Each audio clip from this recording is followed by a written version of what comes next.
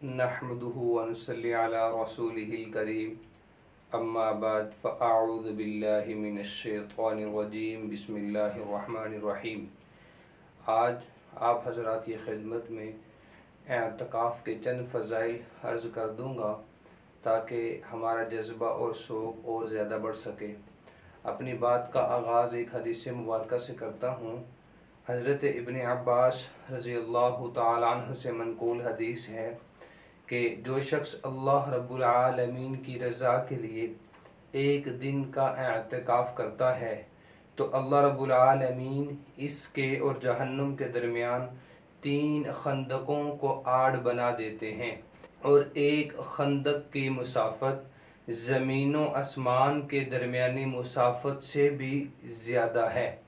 तो अंदाज़ा लगाएं, एक दिन के एअतिकाफ़ से अगर ये फ़जीलत हासिल हो रही है तो अगर कोई बंदा 10 दिन का एअतिकाफ़ मुसलसल करे, रमज़ान में करे, आखिरी अशरे में करे, हजूर की सुन्नत को जान कर समझ कर करे तो इस बंदे की किस कदर फजीलत होगी, आप इस हदीस मुबारका से अंदाज़ा लगा सकते हैं।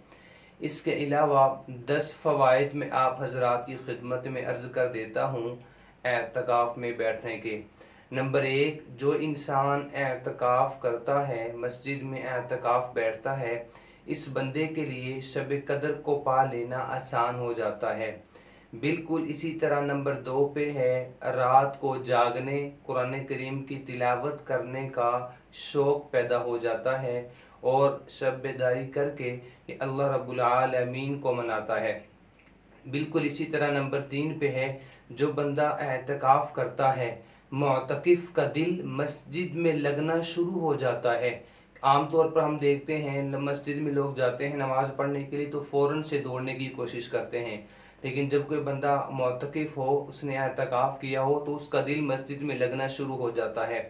नंबर 4 पे यकसुई में, तन्हाई में अल्लाह रब्बुल आलमीन के ज़िक्र को करने, इस्तग़फ़ार करने की तौफ़ीक मिल जाती है। अल्लाह का ज़िक्र तन्हाई में, यकसुई में ये बंदा आसानी से कर सकता है।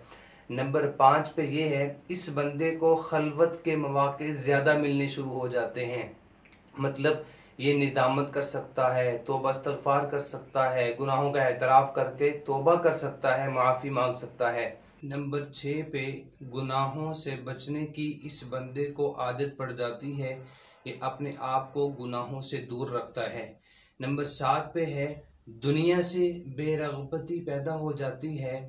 दुनिया की जो मोहब्बत दिल में घर कर चुकी होती है उस मोहब्बत में कमी आ जाती है, तो इस मोहब्बत की कमी आ जाने की वजह से ये बंदा अल्लाह रब्बुल आलमीन के ज़्यादा करीब हो जाता है। नंबर 8 पे है कि दिल के अंदर इस बंदे की आखिरत का फ़िक्र पैदा हो जाता है कि मैं अपने आखिरत को कैसे बेहतर बनाऊं।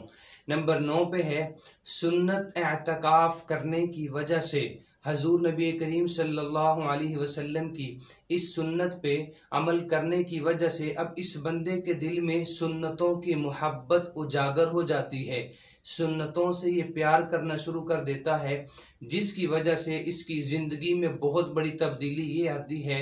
ये हजूर नबी करीम सल्लल्लाहु अलैहि वसल्लम की एक एक सुन्नत को पढ़ता है, समझता है, फिर उस पर अमल भी करता है। बिल्कुल इसी तरह नंबर 10 पे है, ज़िंदगी को तब्दील करने और शरीयत के सांचे में ढालने का शौक़ इसके दिल में पैदा हो जाता है। तो फिर ये हर वक्त शरीयत को अपने सामने रखता है कि शरीयत ने खाने पीने का हुक्म कैसे दिया, उठने बैठने का हुक्म कैसे दिया, नेक अमाल करने का हुक्म कैसे दिया, मामलात का हुक्म कैसे दिया। तो ये तमाम के तमाम ज़िंदगी के पहलू के अंदर हजूर नबी करीम सल्लल्लाहु अलैहि वसल्लम की तालीमात को अपने सामने रखता है, फिर उसके मुताबिक अपनी ज़िंदगी को बसर करने और ज़िंदगी को गुजारने की कोशिश करता है। तो ये 10 फ़वाइद मैंने आप हज़रात की खिदमत में एअतिकाफ़ के किए। अल्लाह रब्बुल आलमीन से दुआ किया करें कि अल्लाह रब्बुल आलमीन हमें शरीयत मुहम्मदिया को समझ कर उस पर अमल करने की तौफ़ीक़ अता फ़रमाए। व आखिर दावाना अनिल हम्दुलिल्लाहि रब्बिल आलमीन।